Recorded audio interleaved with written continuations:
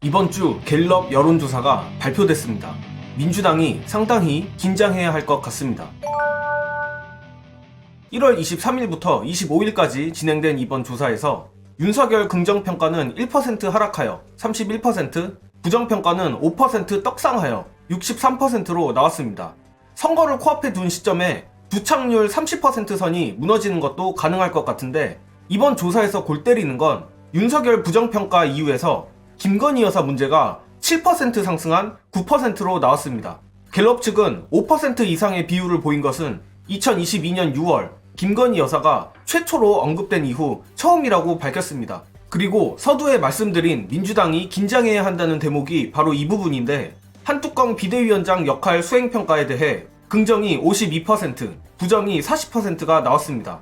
물론 이번 갤럽 여론조사가 보수 344, 진보 267로 초특급 보수 과표집이긴 하지만 중도에서도 한뚜껑 긍정 45%, 부정 43%로 박빙인 걸 보면 심상치 않습니다. 이에 반해 이재명 대표 역할 수행 평가는 긍정 35%, 부정 59%로 나왔습니다. 한동훈의 긍정이 높게 나온 것은 윤두창에게 들이받는 모양을 만들어내 그간 갈증이 있었던 샤이 보수 내지는 반윤 보수의 니즈를 충족시킨 게 아닌가 합니다. 실제로 지난주 조사에 비해 중도가 줄고 보수 표집이 늘어났음에도 윤석열 부정평가가 올라간 것을 보면 어느 정도 합리적 추측을 해볼 수 있죠.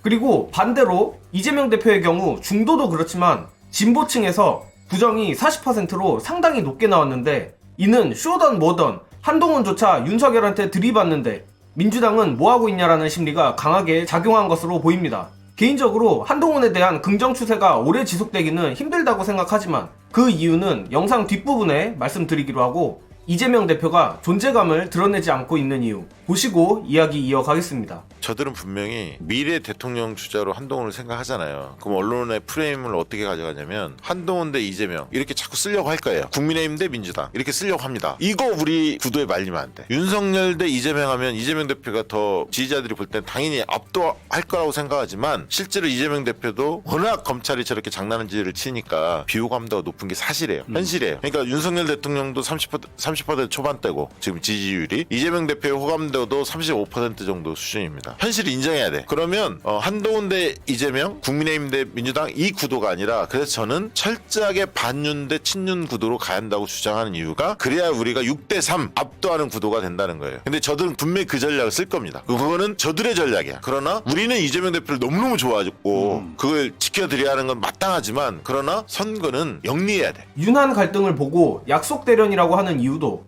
이번 선거의 거의 유일한 변수가 한동훈의 반윤 행보이기 때문입니다. 약속 대련이던 아니던 여당의 야당화를 경계하는 차원에서 우리가 쇼라고 견제하는 것이죠. 하지만 선거는 아직 2달 넘게 남았습니다.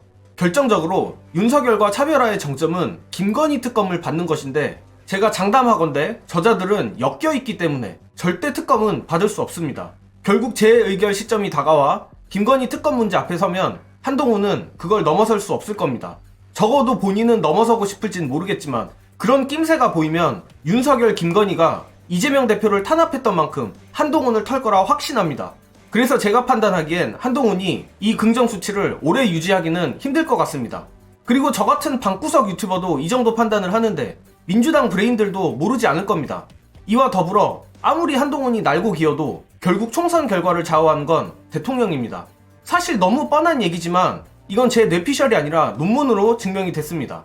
동아일보 김순덕이 두창이를 까는데 인용한 논문이긴 하지만, 이번엔 제가 한동훈을 까는데 인용을 해보자면, 아주대 문우진 교수 2022년 논문에 따르면 대통령 지지율이 상승하면 야당 후보의 당선 가능성은 떨어진다 하는데, 지금은 정반대의 상황이죠.